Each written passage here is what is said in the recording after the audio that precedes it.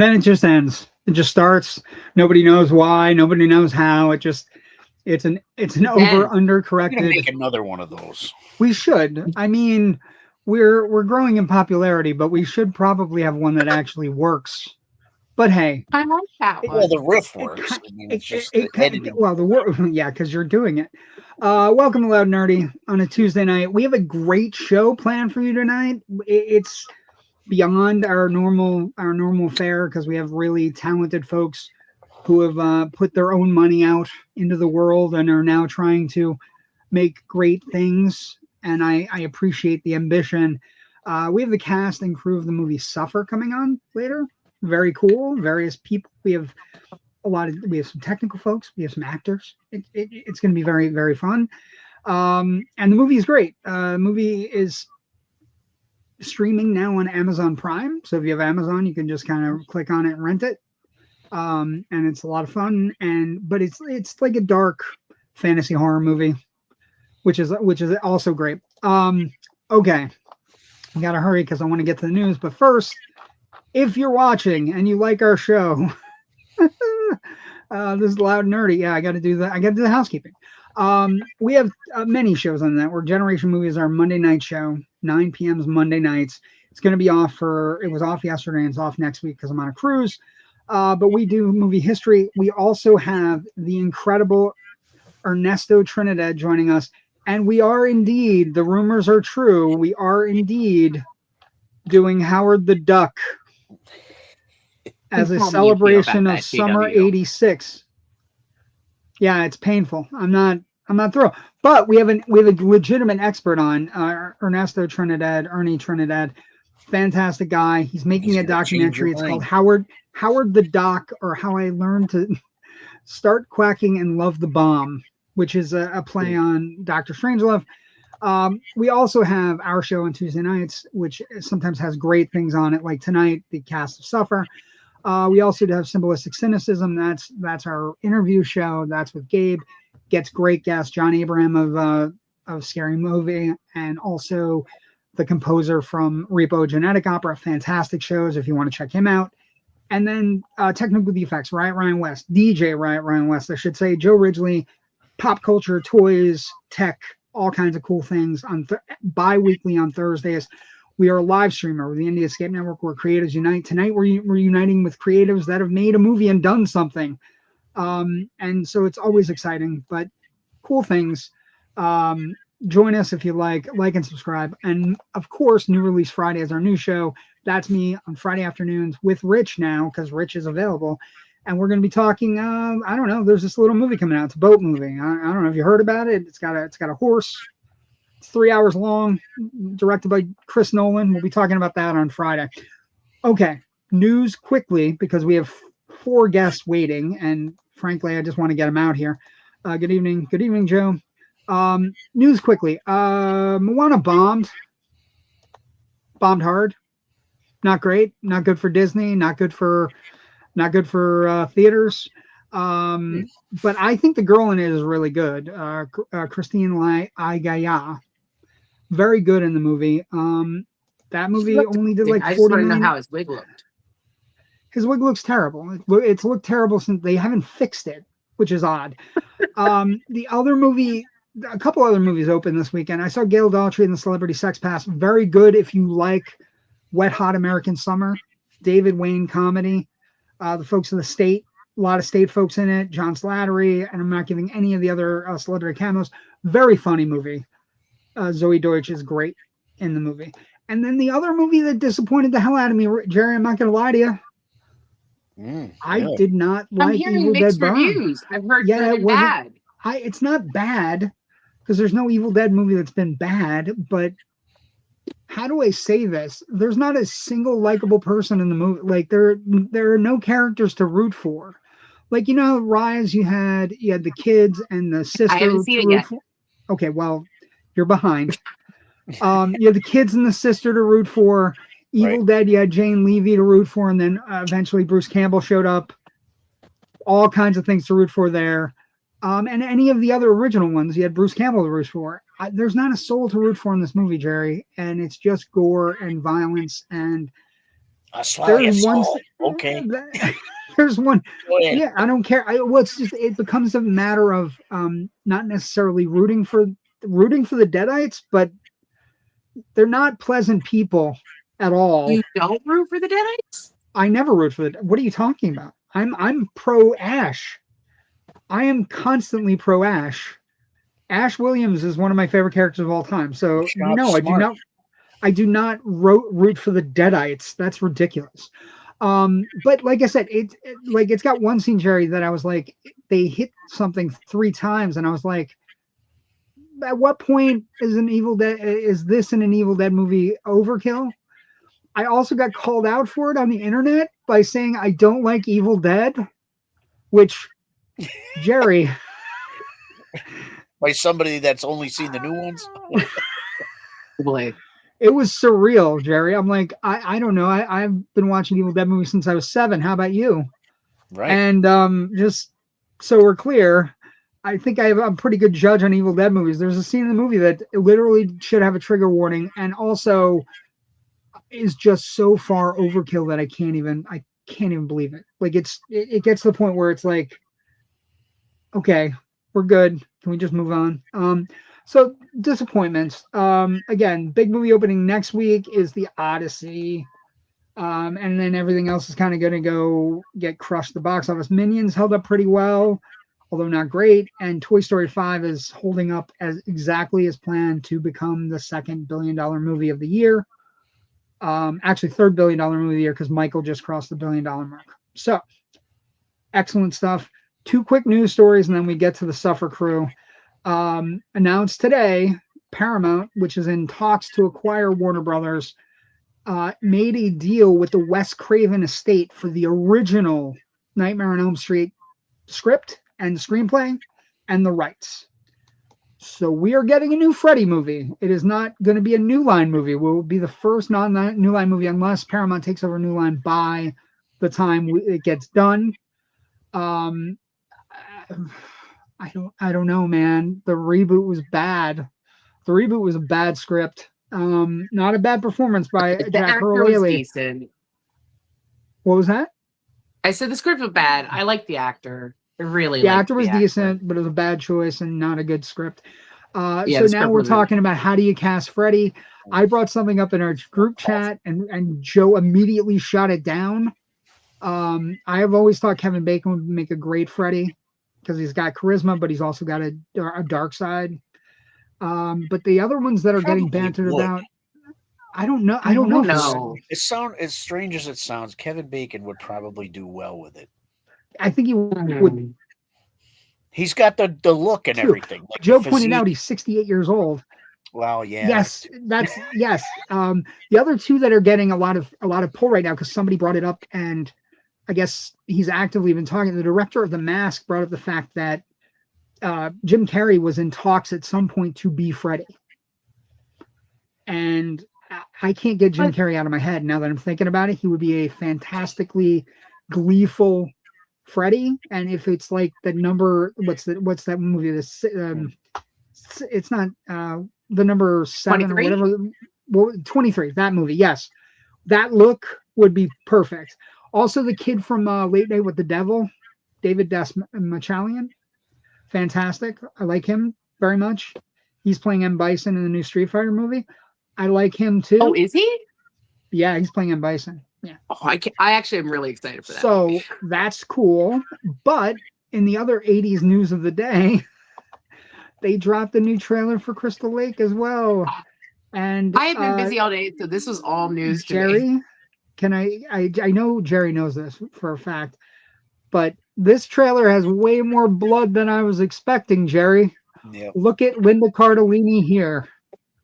That's a lot of blood, Jerry. That's we know how much you love Linda Cardellini, JW. I do love me some Linda Cardellini. But my problem goes back to what I said to Jerry when I sent him the teaser today. This looks like it takes place well before 1, and that she's also actively murdering people well before 1. Is the way the trailer plays out. She playing Mama? Mama Voorhees, yeah. She is Play Mama. Okay. Oh yeah, but I don't. So I don't. It's a. So that's what insinuating problem. She's been killing way before. Yes, the trailer does that. Yeah, so like he's already gone, right? And but, she just yeah. I mean, she was probably young when she had him, you know. Yeah, and that's fine, but it still begs the question, like, what the hell are we doing? What are we doing? Like, this is not like Friday the 13th hasn't been rebooted in a while. There is an active need for it, not necessarily the stupid one that came out last year. That's not a good design by any means. Okay, but we know that all this is about selling money. Well, what do you sell here? Where's the merch? Well, the merch is Crystal Lake merch. Like when you put something like this out, like that's going to be on a shirt. I wonder where they're filming this. I don't think it's in Jersey. I was gonna say I'm kind of. So I don't know. Like, and again, I hope it's good. I think she's a good actress. I think there's potential for it to be great, but the timeline doesn't jive for me because it means she's murdering. And again, the trailer, unless the trailer is this is Friday the 13th part 1, right? Like maybe that's where it is. Maybe it's like a soft television reboot of part 1. But I don't know. Like I still don't know. It's A24. I trust A24. Punisher, where she's going to be seeing or hearing Jason going, "Save me, mommy." Well, I can imagine this. Like I can imagine progressing what I'm getting from right her now. killing now, right, up to a point where they catch on to her, and she gets maybe put away somewhere. Then the camp goes to hell, and then here comes part 1 people to fix it up. She escapes. Joe writes Jim Cherry is 64. I could see that. You know what I mean? I don't know. Good evening, friends. But so those are things to think about. Jim Carrey's 64. Thanks, Joe. Just ruin all of my good thoughts. Anyway, I'm these are things to think about. I'm going on a cruise. I will think about them on the ocean, and then we will come back in 2 weeks. And maybe I'll put a poll out who they want to see. But I like the kid from Late Night with the Devil. I think he's really good. He's got a tall stature, and I think he'd be like. He also does a really cool podcast right now with coffins and stuff. And speaking of podcasts, I found this podcast. You guys are gonna have to listen to it at some point. It's just weird. And it's just this really quick before we get going. It's called Cinema Gems. And the basis of the podcast is these 2 guys who don't want anybody to know who they are. And they're basically 2 guys that are acting like they're video store clerks, talking about a movie in video stores to customers. Love it. It's one of the coolest things I've ever seen. They've reviewed a lot of the movies, some of the movies we've done on Generation Movie, but it's a totally different vibe. But the cool thing about it is they keep everything incognito. So Cinema Gems, you don't know who they are, and they go by nicknames on the show, like the Admiral, and one is called Butt Maestro, but it's like BUT, Maestro, as if to say you're talking about a movie and something's wrong. And somebody would say, but Maestro, that's not correct, kind of thing. It's weird. I found it very amazing. I've dived into a lot of their episodes. Their Willy Wonka and the Chocolate Factory episode was really great. I'm enamored with them, but I also I have the need and feeling to figure out who they are, but I don't want to it's weird. They keep everything incognito. So it just, you know how I like mysteries. And I like solving slasher films. What are they wearing? Ski masks or something? No, it's just that it's not like this. It's not like us. It's like a sound only podcast. Oh. And I think I'm gonna on the cruise. I think I'm gonna really dive deep into them and try to figure out who they are. So we'll see what happens. I don't know. I'm fascinated by the concept. Anyway, Cinema Gems. Everybody should be checking them out. They make their last podcast was about Rad. I I said I think they've been out for a bit. I think they might have been out for a bit, but I also think there's other things that are called cinema gems that might not be the same thing we're talking about. Like they're really strange and exotic, and they like, again, the gist of it is two guys talking behind a video store desk. And I you know how I like weird stuff. I like fun stuff, and they have some good ideas about movies, and I'd like to meet them and try to figure out who they are, and also, but not blow their cover, but maybe blow their cover, because I just think it's funny. Because why would you, if you're doing a podcast, why would you hide behind a mic? Like, I don't understand. A lot of people do. Yeah, but that's not, I don't know. I feel like I need to blow their cover. But I also like them. I want to meet them. I wanted to use an avatar. You told me no. Yeah, I know. I know you're one of those people. We don't do that. Anyway, okay. That's my mild obsessions for the week. Also, we don't have time tonight, but when I get back, we will talk in depth about X-Men 97. Because holy shit. That's episode 4. Holy shit. Was all I could say 3 or 4 times as the credits were rolling. I'm like, oh, that explains who that guy is. Yeah, I kind of knew who he was. But you know, putting on the purple and blue mask kind of gave it away. Anyway. Okay. Yeah. What if they don't want to be found? Agreed. No. Everybody, you're doing a podcast. Why would you not want to be found? That makes no sense to me. You're talking amongst yourselves and then putting it out to the world. What you're doing right now, I don't want to get found. What you're doing right now is exactly why they're doing what they do. Gets people talking. Oh, okay. Oh, okay. Yeah. Okay, I'm just a gullible. I'm being creepy. I'm not being creepy. Don't totally say being creepy. We have guests tonight. They have guests tonight. Yeah, let's get it. Let's bring the guests out. I'm not being creepy. They might think I'm creepy now. Anyway, okay. First guest. She again. I don't know how we lucked into this interview. Actually, I do. I'm wearing the shirt. Last known location. Amy and Danny. We love you guys. They're the gift that keeps on giving. They're some of the best friends we've ever made on this show. But my first guest, she is like one of the most accomplished guests we've ever had on our show. And I say that knowing that sometimes we don't get accomplished guests, and that's okay. But she is accomplished. She runs a company called Dosgoats, and she's made a movie with her husband, Nick Lund-Ulrich, and her name is Kerry Carlock. And welcome to the show, Kerry. Hello. Hi. Hi. Thank you. Suffer co-writer and director. Yes. Okay, we're gonna bring everybody in really quick. Yeah, please. So we have the producer of the movie as well. One of the producers, your husband and Nick and you. Is it Nick or is it Nicholas? Is it Nick? Nick is fine. Yeah. Okay. You never know, Kerry. It's you never true. know. Either. As I go to bring her in, she just went down. Oh no. I'll text her. No, wait, she's fine. Wait. Okay, I'm gonna bring in just because I feel like you're looking down at me like Piper Laurie and Kerry. And she's gone. I've scared her away. Excellent.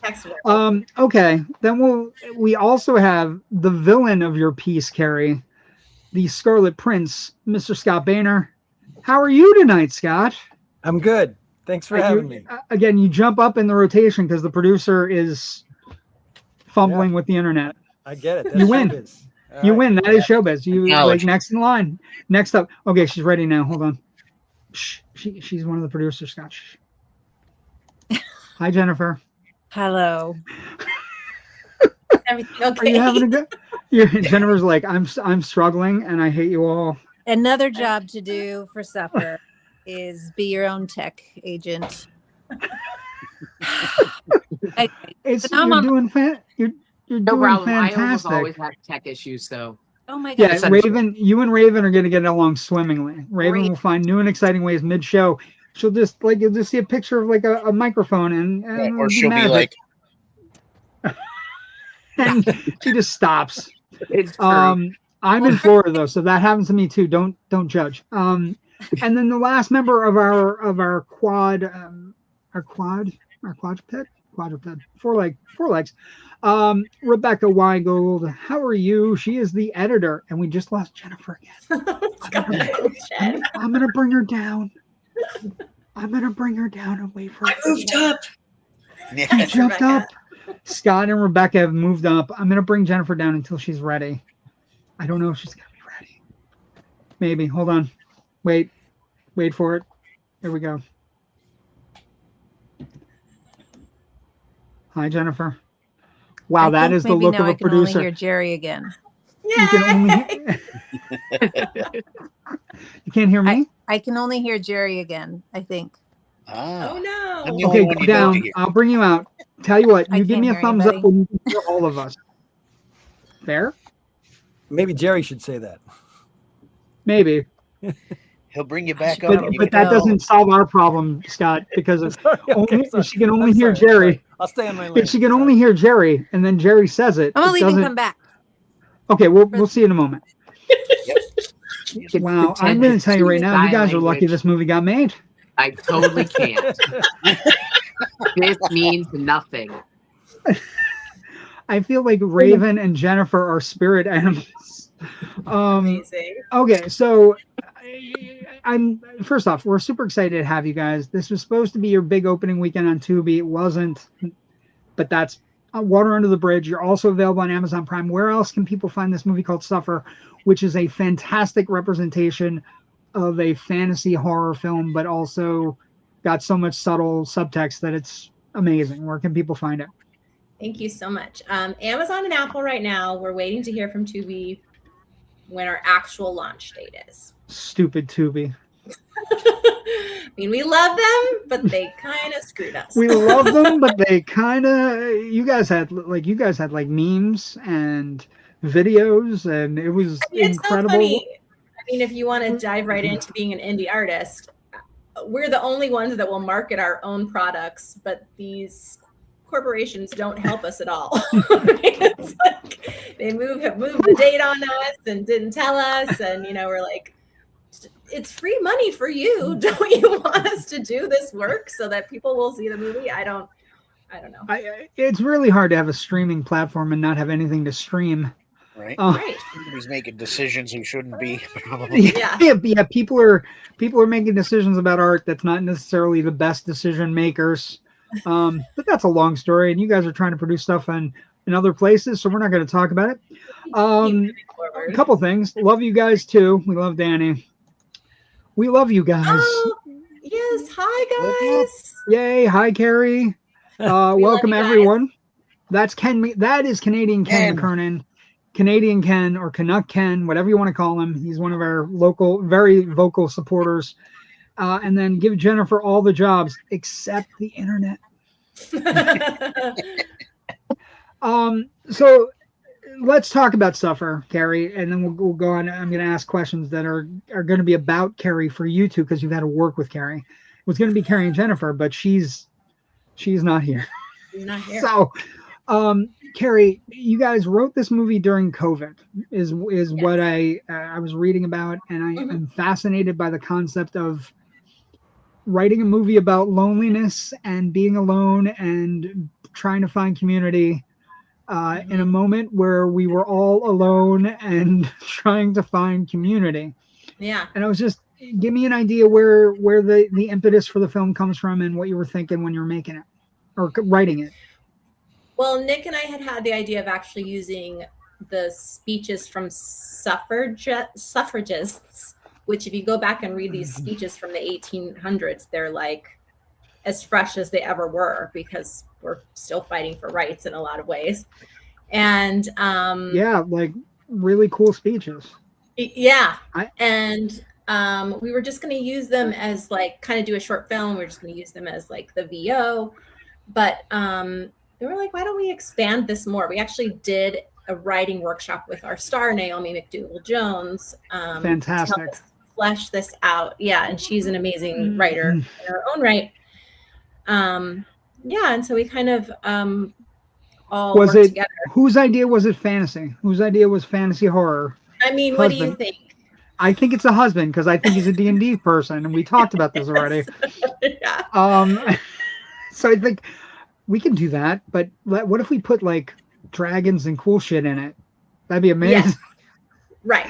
Exactly. Well, because he has his background. Just for people who don't know about you guys, and they should know about you guys, his background is like your background is incredibly diverse, but his background is also like he's worked at a lot of good VFX houses in Hollywood, right? Yes.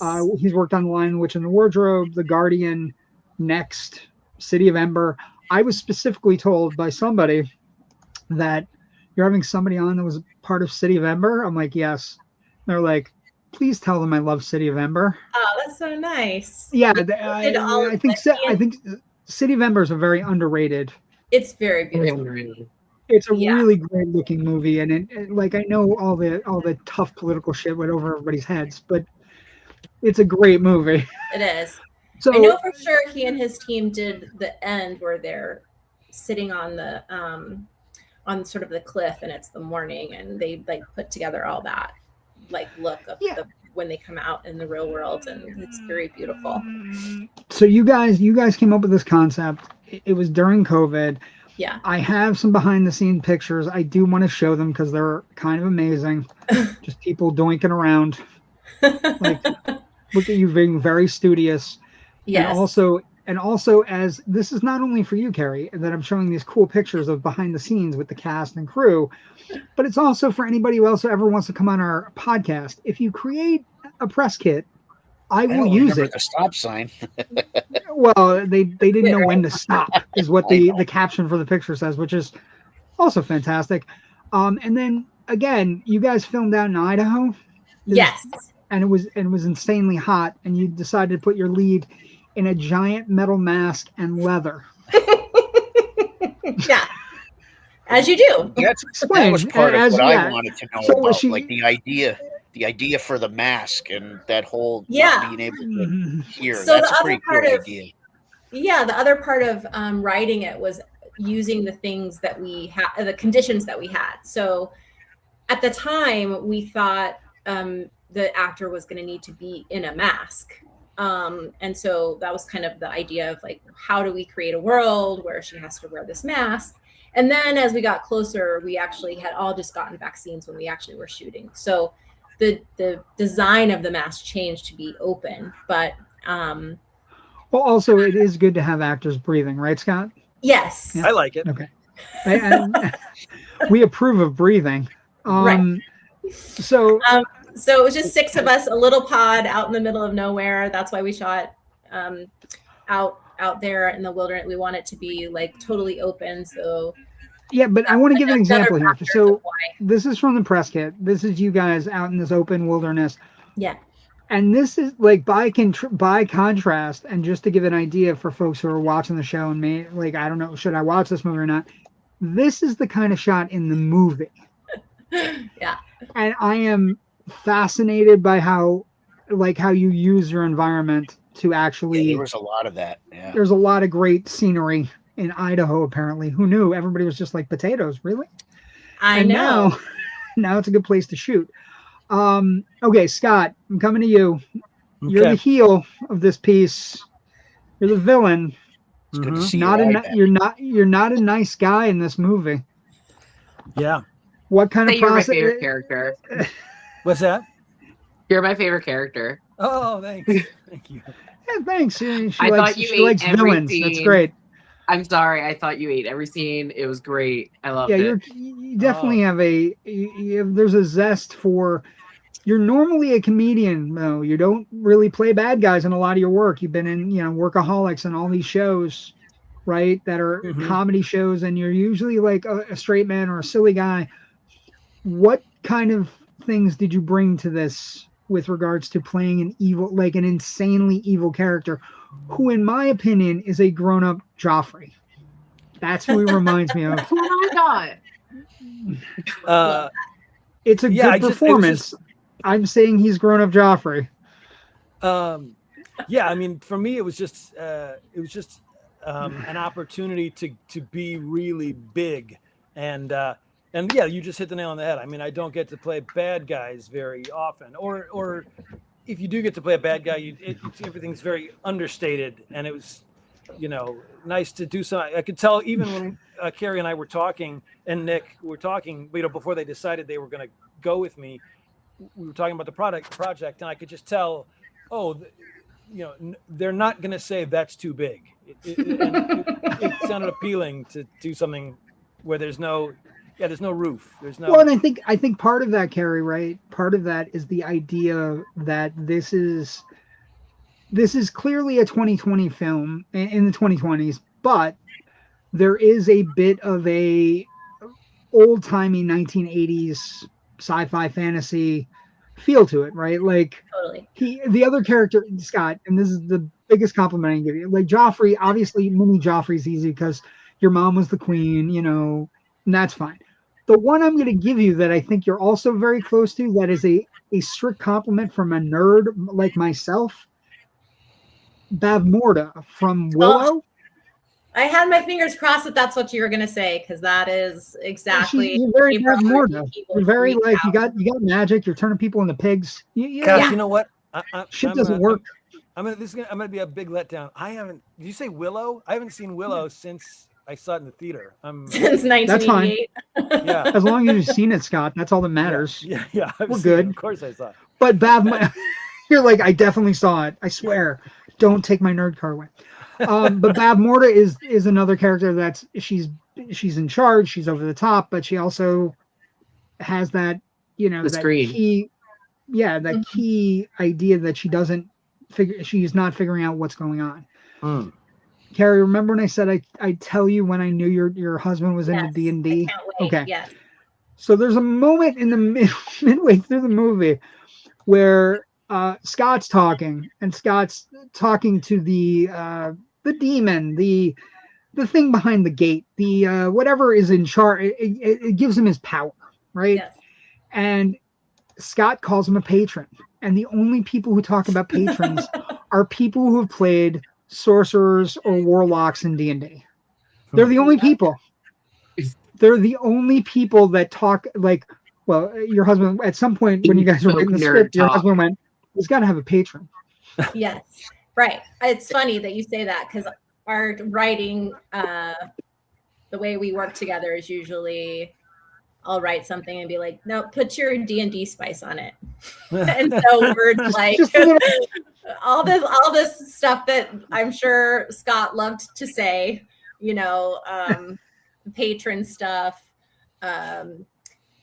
I will suck out your eyes. Yeah, the Fester Night. Yeah. The Fester Night. Yeah. Yeah. And your husband plays the Fester Night, so for people who don't know that, correct? Yes. He played him in Idaho. So we only had 6 people. We basically all were in it. Jen is the sort of farmer, we say. Who's Jen? Is Jen available for the podcast? No. I wish she would come back on. Wait, I'm still waiting for. I was just. Did she just go away?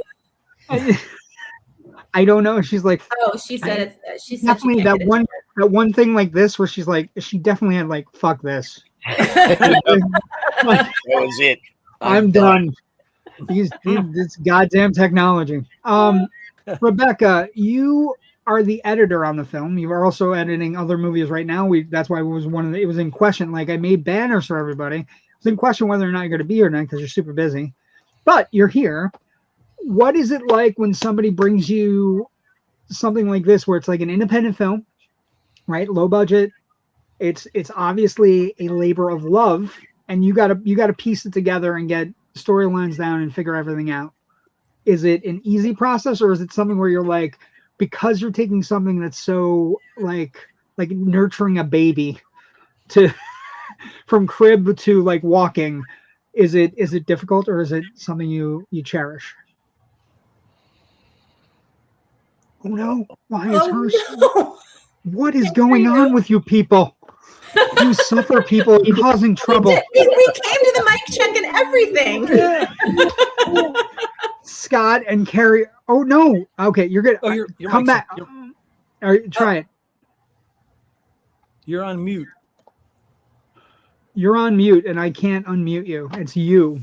How about that? There you go. Now, granted, she isn't supposed to know sound. She just knows editing. Right. Hey, I'm a tech person too. That's okay. Somebody's gonna have to talk Jen. Editing is technical and creative. Yeah, it's both. It's both. Yeah, no, it was super fun. It was a very unique project, so that was definitely part of what excited me about it. It's not like every other movie that's out there right now, and it was beautifully shot, and I was just really intrigued. And then I met Kerry and Nick, and sorry, I was hearing other noises. No, I don't know what the hell that was. Okay. The Scarlet Prince is here. Yeah, it sounded like I'm not expecting that, but it happens. Okay. What's that? Maybe. That was done. That was a motorcycle driving past my window.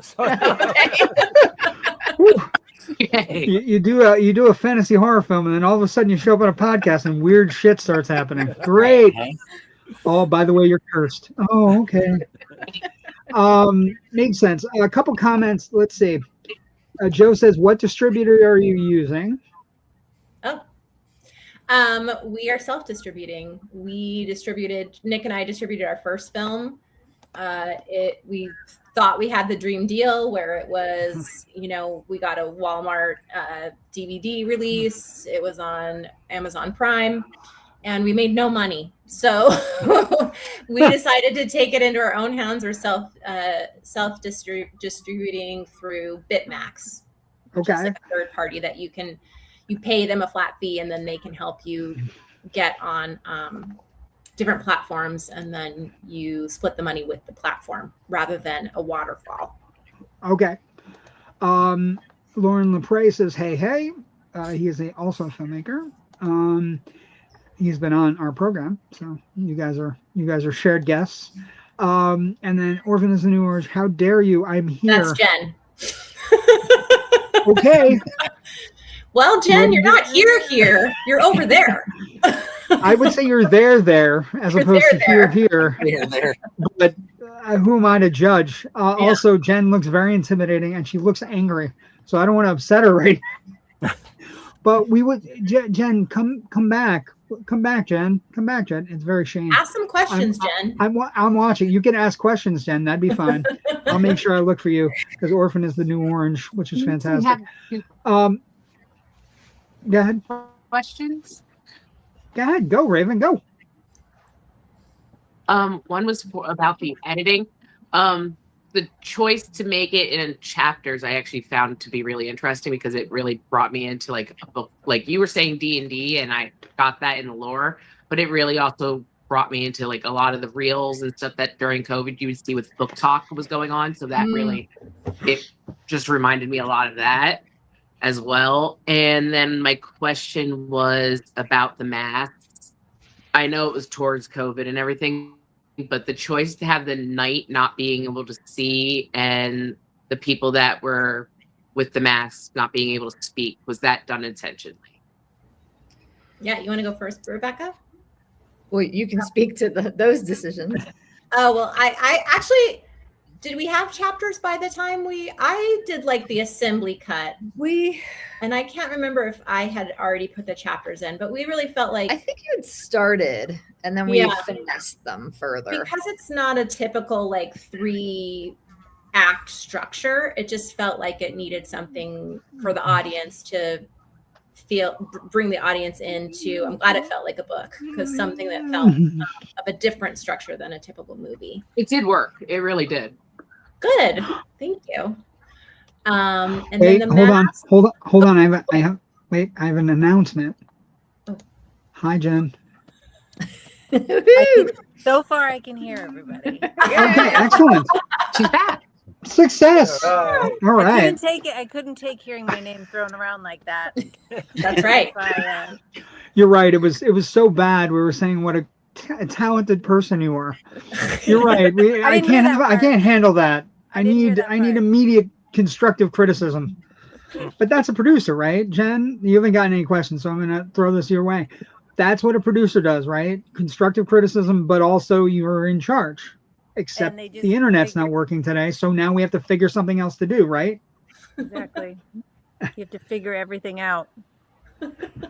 Jen, just so we're clear, Jen, you look so annoyed with me. I'm going to let somebody else ask you a question. Oh, no, just 'cause not at all.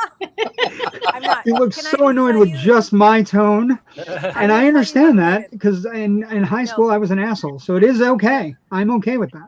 Here's the thing. No, I'm just I kidding. finally got it to work, and my daughter broke through Do Not Disturb, and that's why I got booted off last time. So that's who I'm angry at, who's probably not watching this. Is that also what a producer does? Blames other people? Yes, you blame your children. Why do you think everyone's in therapy in Hollywood? They've all gotten blamed. I understand now. Anyways, Jen, when suffer. you can't, so you're both, you play the queen in the movie, right? You play the body. the body queen, right? Not the voice, because you had a really talented woman doing a voice. Not that you're not talented voice wise, just you play the body queen. Yeah. What when you're producing something like this, or you find somebody like people like Kerry and Nick, right? Is there an immediate bond? Is it the kind of thing where you're like, I want to work with these people forever? Kind of thing. I would say. Kerry and I actually didn't meet in person. Can you hear me? Oh yeah. Okay. Oh, you sighed, and I thought, oh God, here we go again. Oh no, I sighed because it was cute. Like, yeah, I really want to work with them again. Sorry, I'm a softie at heart. I'm a teddy. We didn't meet in person until I think I came to do the fitting. That's the first time I saw her leg. Yeah, because we met during the pandemic. We met during the pandemic over an accountability group, and we were the first partners that were partnered. We were each other's first partner, and we still have that. We still do accountability every week when we can, and we vibed instantly. I think we vibed in our own nerdy way. Is how we vibed. Yeah. So yes, and then when she sort of helped me. I did Orphan is the New Orange Part 2 by myself in the pandemic, and she helped me sort of navigate that, and then saw that I could do many things except for work the internet, and and said we need somebody who can. Jen, you and I are vibing. That's exactly what I want. Okay, anyway. I'm really good in the Zoom. I love that. I get so excited. Anyways, and so then she saw sort of that I was proactive and I could do this stuff, and then I think she had seen a reel that I had done and said, oh, you could act too, and so you can cry specifically because you knew I could act, but there was the reel where I was crying, and you're like, we need someone who's going to handle their children. So can I ask you a question? This is kind of an in-depth question about crying, right? I noticed that you only have one tear in the movie, Jen, right? When you cry, you have one. I wish. But no, there's one. You have one tear on either side, right? I think that's special effects. Okay. Or visual effects. Okay. We didn't have time to add tears. We didn't have time to add tears. We were too busy adding castles and. We don't have fucking VX money for dinosaurs. Tears. Dinosaurs. Okay. So listen, I was going to give you a compliment. This is an in-depth nerdy compliment. I've not watched that closely to see that it was one tear. Okay, well, I'm a critic and I'm supposed to watch closely, and that's what I noticed, and I'm going to give you a compliment. Relax. Thank you. Appreciate it. How did I do it? I don't know. I didn't even know I did it. I'm having a bad day is what she's giving me. Anyway, so the one tier technique, I don't know if you guys know this. Scott might, because he's in that mindset of a person that thinks about weird old actors. But Spencer Tracy used to do a thing where he would do one tier. And he had a bet going with Katharine Hepburn on all their movies like Adam's Rib and different things. And he basically said to her, if I do one tier, that's better than me blubbering like a baby. Because I'm struggling with it. And so I was giving you the compliment, Jen, because you did the one tier thing, and I thought, I wonder if they know about Spencer Tracy. And that's so like all Jen talks about is Spencer Tracy. That's Spencer Tracy. Can't get her to shut up. He's very talented. Scott, I would be remiss in my history as this podcast host if I did not bring up, you have improv background. We were talking about, so you were with the Groundlings, you're traditionally a comic actor. I think comics can make the best villains. Is that something you would agree with after doing this? Because you're pretty great in this movie. Oh, thanks. Yeah, sure. Yeah.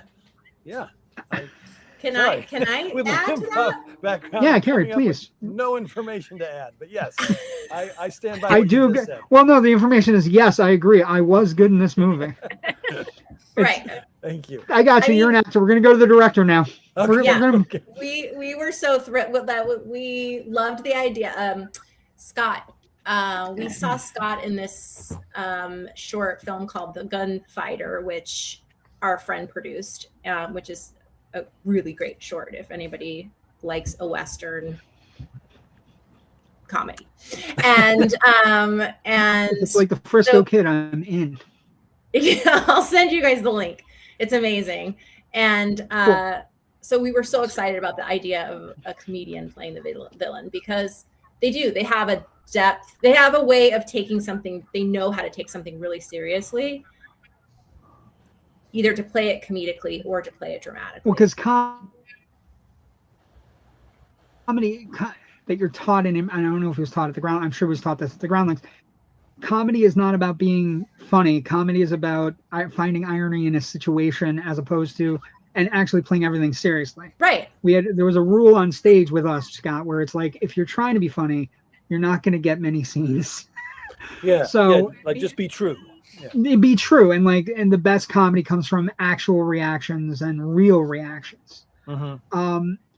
Yeah. And Rebecca, I can add to that. Again, we spent a lot of time calibrating that performance and looking, trying to figure out, like, is there a too big, is there a not big enough? And is there enough walls for him to chew on? Exactly. We tried a lot of things. It can never be too big. And it was great to have like an amazing range of options. We always the pictures that got small. Yeah. And it's nice to not I'm sorry about that. Yeah, it's nice to know, like, okay, well, they'll figure out later. They'll figure it out. He worked so hard, he even lost an eye in the movie. Yeah, that's right. We put him through the ringer. Yeah, and that part wasn't even in the script when he agreed to do it. That's right. Oh, by the way, I didn't do that later. I could just see Scott looking at you guys going, "Hey, this is a low budget movie. How are we going to remove my eye?" Yes, right. There's a lot of stuff that wasn't in the script when we all agreed to do it. Yeah, right. We just kept writing. So the idea was we shot the Idaho part, in like 6 weeks all together in this little pod. And then we came back to LA and shot Scott's part in our backyard. And originally we weren't even really going to reveal him. It was very close, like in his little scrying room. Yeah. And scrying, you D&D nerd, you Kerry. Thank you. Scrying. And look at you. Look at you. People would love Scott and want to see more of Scott. So we're like, we devised all these ways to add more Scott. Give them what they want. Got bigger and bigger and bigger. This part, yeah.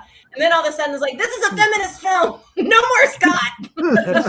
I don't think I knew that, Kerry. I think like as you would edit, I would just continually be like, there's more. Why does she need more parts with me? Yeah. Every 3 weeks. Oh no, I'll tell Scott. I'll tell you where it comes across. I'll give you because you did make one of the choices you make with this movie. Ida cannot talk, so she's very much having an emotional turmoil, dealing with everything around her, trying to destroy these 4 statues that she has to destroy to save the kingdom. And I know one of the ways you added Scott was Scott talking to her when she gets to each statue, right? That's one of the tricks that you guys employ. He scries and he sees her, and you have a really cool image of her kind of like in a blood wall kind of thing, and he can see her and he's screaming at her like, "I'm gonna rip out your lungs." I'm gonna send my knight after you. Yeah. Typical comedy stuff. Yeah, traditional. When you're making the movie and you make the decision, Kerry and Jen, and you guys are producing, you're writing, you're putting this all together, and you're talking to your husband, and you're doing all these things, at what point do you decide to take an actress who is very, very engaging with a very cool voice and go, we're not going to use her voice at all until the end of the movie? I mean, Naomi was curious. She was part of fleshing out the script, and like I said, it was born of this idea of, and Raven, you asked, I don't think we got to it, but the idea that she was going to need to wear a mask and the fantasy way we sort of made that work was that this was something taking her voice. We really wanted to delve into some other, some, I'll say political issues. Yeah. And so it was important to us that she didn't have a voice, and that was the journey to find your voice. And because her journey is so like interior and quiet, we really loved the idea of Scott being so emotional and big, and to balance the like single-mindedness of Naomi. The sniveling villain going, "I'm gonna get you." Yeah. Oh, it's not going to be me. It's going to be my huge henchman. But I'm going to get you. I don't leave the castle. I don't do that. I don't touch people. Every time she succeeds, he gets more and more. That's why the knight is blinded. That's really interesting. We didn't think about the knight as being sort of blinded. You mean because he has the lower helmet? Yeah. Yeah. We didn't ever talk about that, but I like that. It wasn't necessarily a choice. It was a purely aesthetic choice. It was because it looks much cooler. But it really does kind of work on a storyline basis too. Yeah, well, and I think one of the interesting things, you're talking about a subtle political thing. We should bring it up. So you're part of Women in Film and Sundance Institute Reframe Stamp, which is a really great kind of thing that Sundance is doing, right? Where they're trying to get more female filmmakers, more female stories. Yeah. One of the interesting things I think, and it's not, I don't, you can say it's subtle, but the political messaging going on where women losing their voice, women finding community, and then being able to beat somebody that's like an oppressor that's also putting up statues is not far from reality. So, except for the fact, he has a patron and there's a lot of blood. Right. Well, is that something you're super proud of? Well, I know lots about patrons. I have a couple warlocks. It is what it is. Just because I roll dice, don't judge, Kerry. Don't judge, Kerry. Your husband's just like me. It's okay. Crazy? I have a patron. Everybody in Hollywood does. Anyway. Yeah, exactly. There you go. Okay. Is it like when you get this kind of thing from Sundance? Sundance is so important to the indie filmmaking realm that that I'm a part, that I love, like indie filmmaking and Sundance and Robert Redford and what he stood for. What kind of a seal of approval is that for filmmakers, and how does that work? How did you get that? Well, you have to apply. Our first film, Armstrong, also received it. Jen and I worked on another film together that Jen wrote and stars in, that I produced, called For When You Get Lost, that received it as well. And for us, it's second nature. We don't have to try to make the quotas, but you have to make certain quotas to be able to be considered and to earn it. And I think it's amazing work that they're doing. I know some of the big names that that get the stamp. It's just nice to be in that company. Yeah, and it's not hard to make a set diverse and equitable, and it's amazingly easy how it can be awarded. It and I think we're all really proud that it is easy for us, and it's not we don't go into hiring people necessarily thinking we're going to get this stamp, but we make it equitable.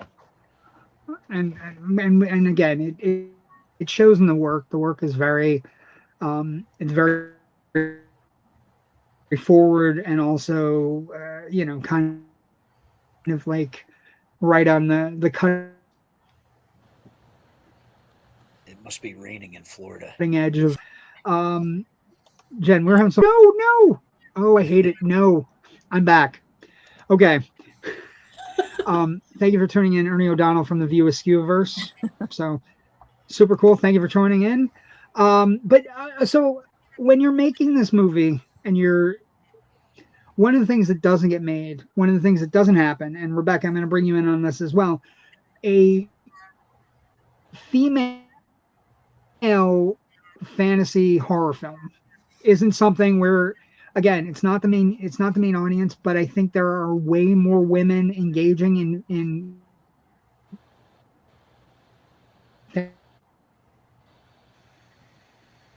Is that me? fantasy No. horror now than no, Jen, me and you are Yes. cursed.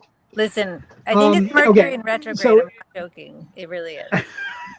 I'm a Capricorn. Yeah, I can see how that one. Yeah, it's bad. I don't know what that Is that something you've taken into account to try to get this audience? Because I don't think this audience has a lot of movies made for them. Is that something where you guys were active? Like, nobody ever makes fantasy horror films for women. Yes. Is that something? Yes. And it has been very hard to reach them. It's really frustrating. We did a little post where it's like 95% of where Advertise on Book Talks. I have thought of that. Yeah. I don't know how to reach them, but like our ads reach 95% men, and we actively are saying this is for women. So it's just the algorithms are just totally stacked against you. You have a very big guy with a very big sword. That's why it's reaching men.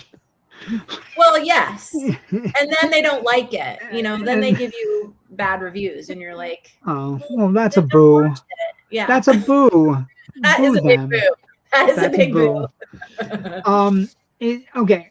So Rebecca, when you get something like this, and again, you were mentioning earlier, you said it's not something that's ever made. Like, what's the percentage of like movies that are fantasy horror films that you're working on, or that you've looked at, or that you go, it's just not the same? Are you doing more comedies? Or are you doing more? What are you working on more?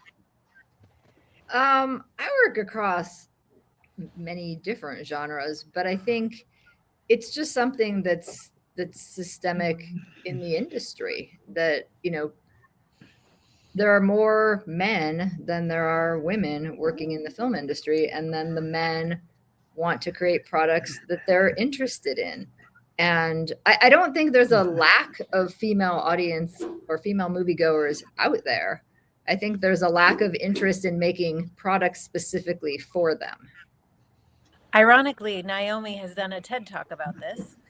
Naomi McDougall Jones, if you look up her TED Talk, it was viral, and it is this exact conversation that we're 51% of the population.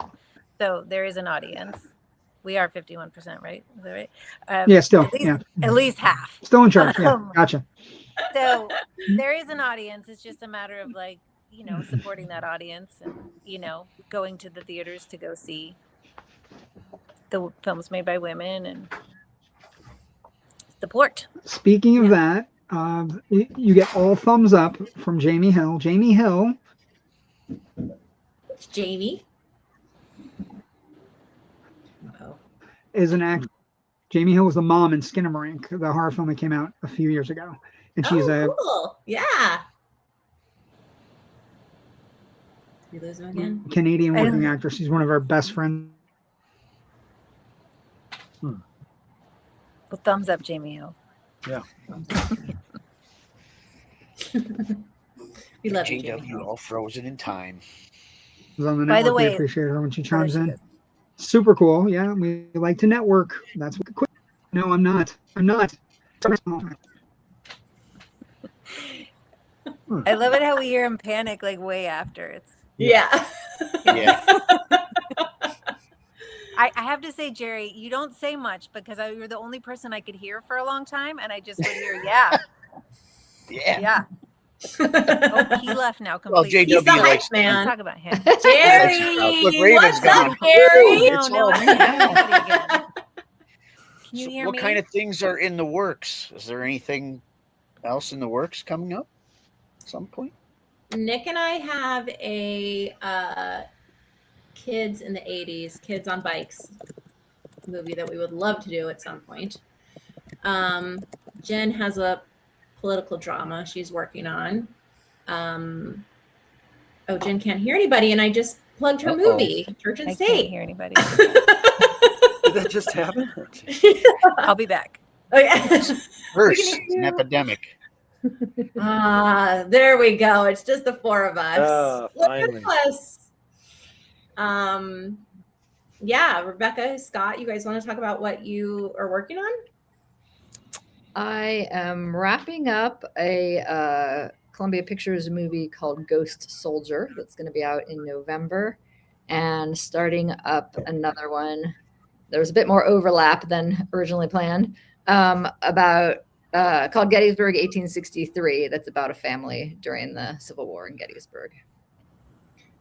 Excellent. So totally different ends of the spectrum. Totally different. And I have to, I kept thinking about this quote that while we were talking earlier that I wanted to tell you guys, but I couldn't remember it.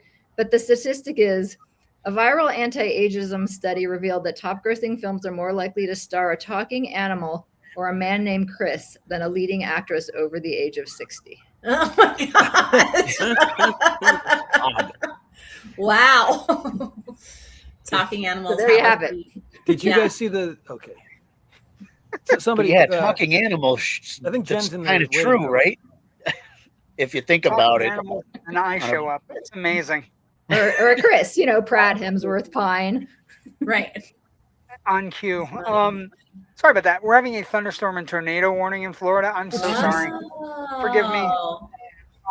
Okay, I'm back. Anyway, Scott, what?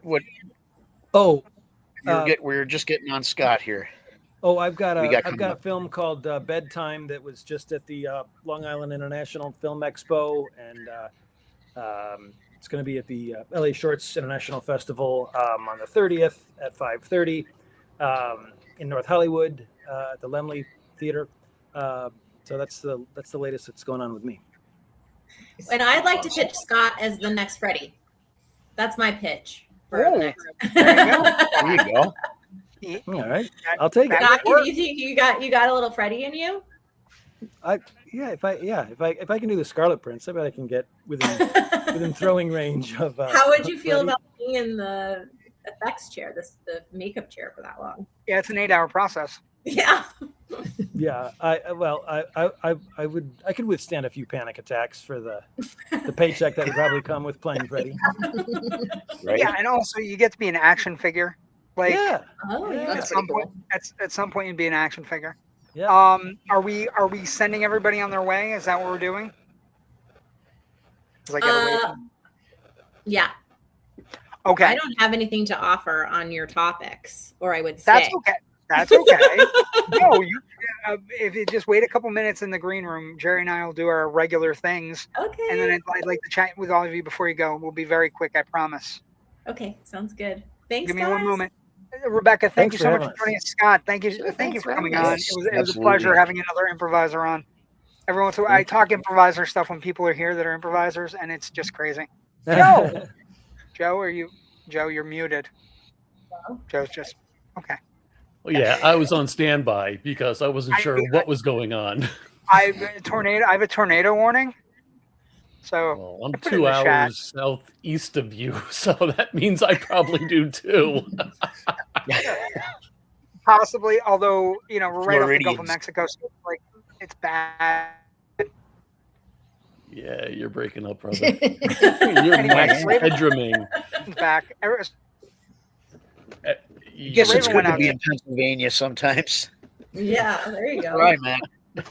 Okay. Hi, everybody. By the way, I'm the producer of the Indie Escape Network, and I'm here to bail my guys out when they need it. Yeah, Joe, grandpa. It's tech. I did tell Joe. And I'll tell everybody for the show. We are getting. We are getting. We are getting. You're getting frozen. Keeping us in suspense.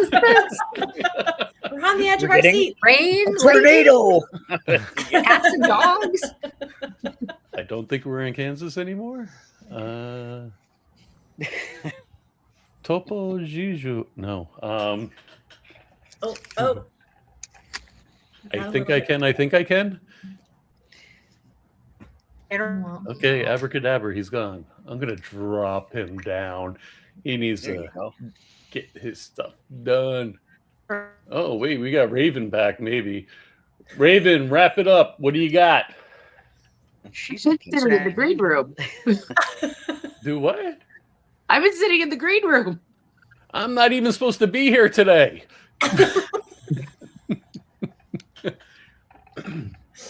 Jen is in the green room too. Oh, all right. Okay. I am dropping everybody down. We shall see you shortly. Thank you again, everybody, Thanks, for joining everybody. us. Sorry, everybody. Make sure- Thank you. Thanks. Check out Thank this you. Thank movie. you so much for watching the movie. It's amazing. It was really good. Thank you so much. Just everybody to watch it. All right. I'm Thank dropping you. everybody out. We're going to get organized. Now, I might leave Jennifer there because, she It's Jennifer's show now. She's been struggling the whole time. This is All right. What am I getting myself into here? Hi. I think Bad we're weather having some down there. difficulties. Yeah, apparently. Yes. So Stevie. I think we're not going to do the normal Twilight Zone and Yeah, Jerry, that's fine. let's do your basement though. Definitely watch because stuff. I want to do Jerry's basement real fast because he's always got cool shit. Okay. Oh yeah, he always so does. I got a couple things. So here I've got a Dawn of the Dead VHS here, Oh, that's signed cool. by the Nurse Zombie, the Escalator Zombie, the Machete Zombie, and Ken Faree. Nice. Awesome. So then I've got a little beta tape of Day of the Dead here. Tom Savini signed this for me. Mr. I've Savini. also got Death Dream, another Tom Savini. I never heard of that one. It's a kind of a play on the Monkey's Paw, that Gotcha. old story. And then I've got this Tom Savini makeup effects book. It's Grand Illusions 2. But I've got You need to Grand get that Illusions 1. signed. This was the first one, Right. and you can tell it's old. I've used it a lot. I actually took an effect out of this, and I made it at home, and I scared my mother half to death with it. Because it involved a bulb syringe, a razor blade, some fake blood, and my wrist. Wow. And I didn't tell her what I was doing. And I can see how that could be a problem there, yeah, Jerry. it worked, but I was okay. I shouldn't have done it, but at the same time, it was like, oh my god, it totally worked. I did it right, you know. Yeah, and if she had a freaking heart condition. Yeah, it freaked her out. But the book works. It tells you how to do things. But those are the things I have. Just a couple Tom Savini things and some signatures and stuff. That's awesome. We need to get Savini on. I got to work on that. I think I've been trying to work on that for the past decade, actually. But yeah, Amy's saying watch Supper without a doubt. All right, guys, we're wrapping it up. What do you got going on, Jerry? We have our next show is going to be Labor Day weekend, Swamp Fest. It's at the Ransom Pavilion up here in Pennsylvania. It's a big party, lots of bands, lots of food, good times. Right on. And I got to ask while I have you on here, how's the boy's arm? He's good. He's good. It's healing up. He's got to go get seen again and get it reassessed and see if he gets the cast off before he goes back to college. Sweet. Raven, what do you got going on? Anything going on with that Rocky thing you do? I got Rocky Horror Weekend. It is, if you live towards Scranton, you've got Sweet Translucent Dreams at the Circle Drive-In. If you live towards Wing Gap, you've got the Wing Gap Players over at the Gap Theater. If you live towards Lehigh and the Mahoning Drive-In, you've got Trauma Fest going on. And I'll be at one of them. I just have no idea where I'm going to be. Fair enough. And then, I'm sorry, Jerry, wait, get off of there. Where you think? Yep. And, She remembers. I'm sure she remembers it vividly. all right, everybody. Really, it was really. Thank you for joining us this evening. Sorry for the technical defects. And we will catch you in, what did he say, 2 weeks? Because he's taking next week off. Yeah, we got some time off. All right. Everybody have a great evening. Thanks again. Make sure you like and subscribe and watch the movie we just discussed. Go do it right now. Suffer. Joy. The Amazon Prime app.